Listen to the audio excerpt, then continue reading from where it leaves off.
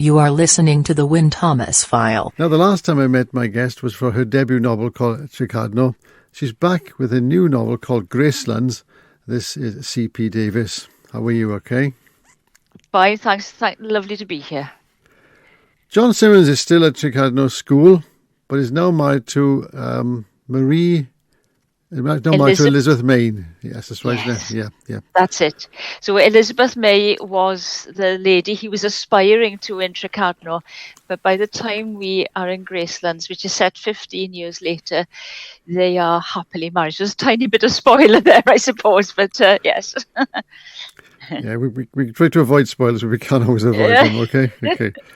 A black Labrador wakes him one morning named Black Bat, named after the old pirate, yeah. Named after a pirate. Yeah. Absolutely. So things have been pretty stable for him, I think it's fair to say. In Tricadno, he was a newcomer. Things were pretty challenging in Tricadno. He got put upon pretty regularly, and he was a little bit anxious, I suspect. By the time we are in Gracelands, he's living somewhere slightly different. He's now living in Aberavon, 8 miles from Tricadno. As you say, he's still teaching in Tricadno High School, but he's based in Aberavon by the coast. More mature, more confident. He's had a promotion, all the rest of it. But yes, the reference to the black Labrador. He wakes one morning to find a black Labrador in his bed, and things are not going to be the same that year after that. No. We're still catching up with William Williams. His mother had imagination with William Williams, isn't he? Yeah.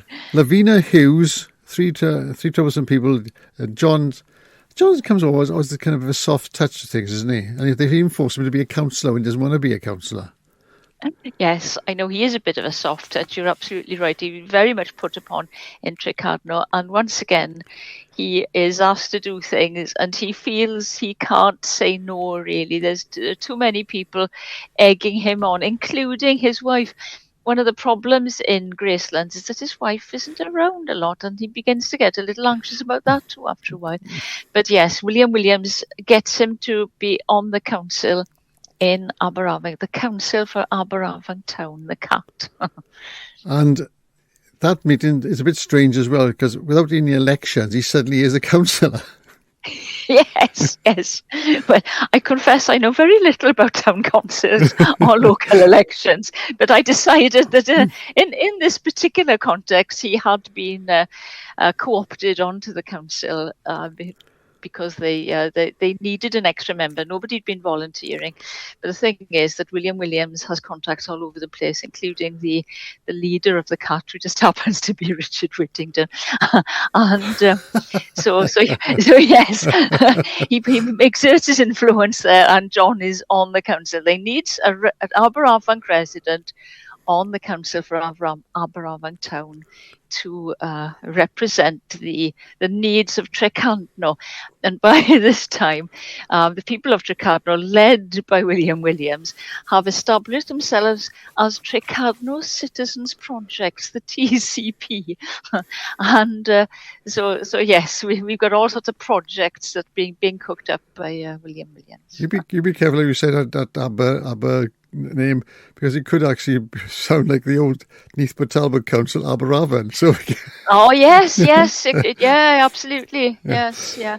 And I love you show your humour quite early on in this book. What's this guy D. Limwits or Nitwits or something like that, isn't he? Yeah.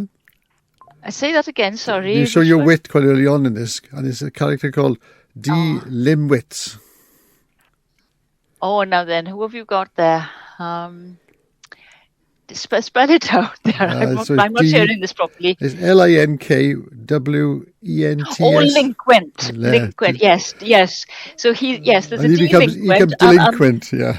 Yes, he's a great delinquent, and one of the last of the great delinquents, in fact, yes, delinquent, David Linkwent, I think he was, yes. There's a Deirdre as well, and various other ones, yeah. And again, it's kind of, as well as those two towns, or villages, we kind of go then to Aldry Island. Oh, yes. Tell me about that. So, again, having decided to set this book by the coast, I guess it came into my mind that we might as well have an island, and I suppose I was imagining a place not a million miles from Tenby, really, and Caldy, and in fact. So this island has on it a disused convent. Obviously, on Caldy Island there is a monastery of it very much in use, but on Allday Island we have a disused convent, and William Williams decides that this is going to be a superb site for a couple of his plans. And one of them is a rest home for weary clergymen, and he soon realizes that it could also be an excellent place for Elvis impersonators to get themselves ready for their various concerts and things, including the Porthcawl Convention, which is quite big, I believe, in Elvis circles. And there's the boat that ferries people back and forth called the Rum. There's a reason for that, isn't it? R-U-M, Rum. Yes. So this is named after the last fisherman in Aberafunk, who is Robert Urian Morgan. Those names deliberately selected so that they would spell out rum. So he insists that this new ferry boat is going to be named after him. So it's named the Rum.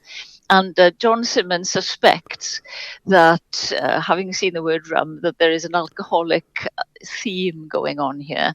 And again, no spoilers, but there is obviously, this is a sequel to Tricarno. It is a standalone book as well, but if you read Tricarno, you might understand why he might start to think that strong drink might be involved.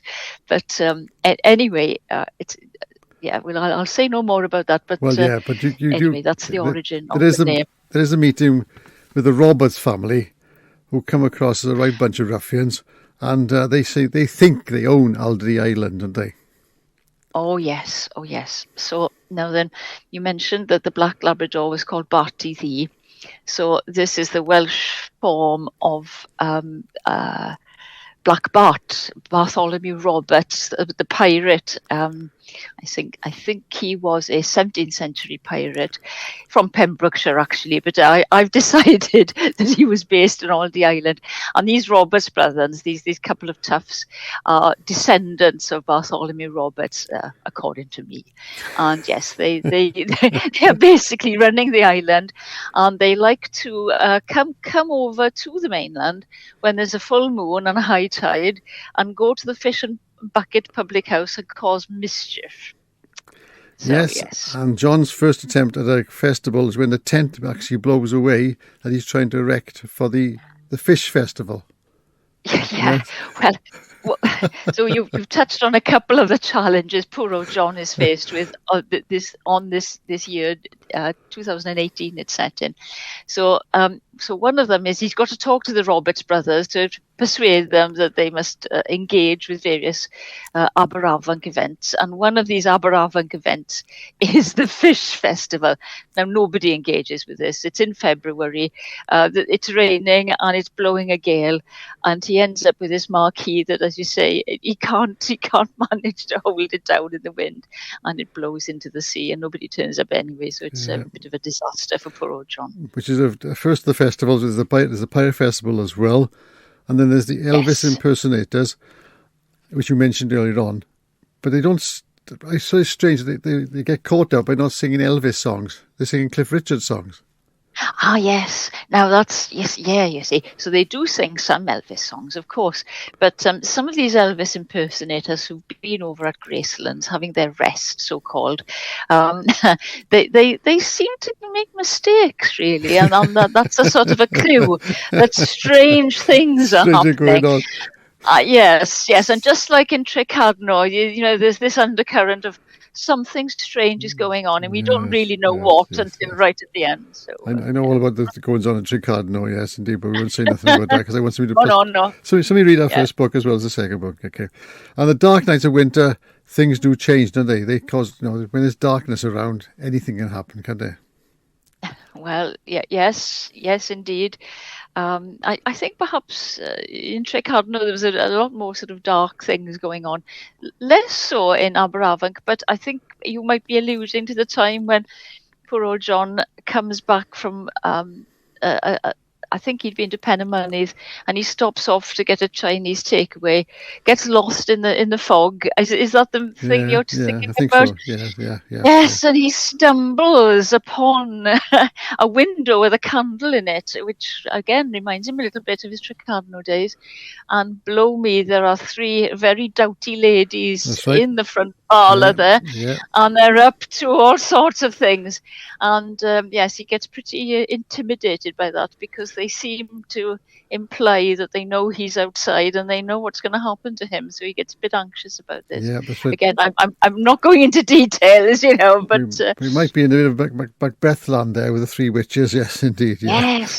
Yes, indeed. Yes, absolutely. And the Thane of Cawdor and all that sort of stuff. Yes. Okay. Oh well, yeah. We haven't got him coming in. No, he's not involved. But I did remember about the 3 witches from my O-level English days. So yes. Yeah, well, as we finally finish, I mean, John ends up on Alderney Island. We won't say why he does that. And he's press scanned into things.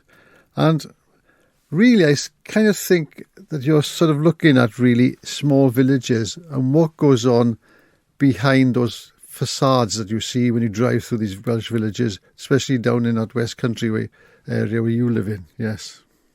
Oh, very much so, really. Yes, I think, again, going back to Tricardno, I think it was the whole idea of really quiet places that inspired me to think up a story for an ostensibly quiet place. And Aberafan, I think, a little bit more lively, is by the coast. There are a few tourists, but again, very ordinary little place, but all sorts of strange things happening. Quite big things happening, really, in a way. Yeah. That John gets mixed up in. My favourite character. Go on, sorry to interrupt you. Go on. You were saying? Oh, sorry. Yes, I was going to say that he certainly has a few sort of anxious moments, but overall, I hope anyway, that the tone of the book is happy. Certainly, I've tried to make it funny. It's meant to be a comedy, and I don't think it's giving too much away to say that it is a happy ending. Yeah, you brought back one of my favourite. You brought back one of my favourite characters. Was William Williams. I love that name. Oh yes, yes. And suddenly he becomes the vicar. That's incredible.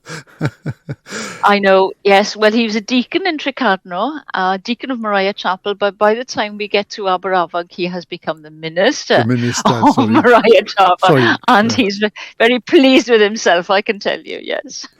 So there we are. And that's the book. This is the new book from C P Davies, Chris, to our friends, and that's called Gracelands. It's published by Candy Jar Books in Cardiff, and well worth a read. If you haven't read Tricardno, well worth reading that first, because it also kind of leads you into the second book as well, and you won't believe the end of Tricardno, that's for sure.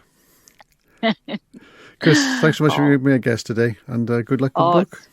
Thank you very much. It's great to talk to you.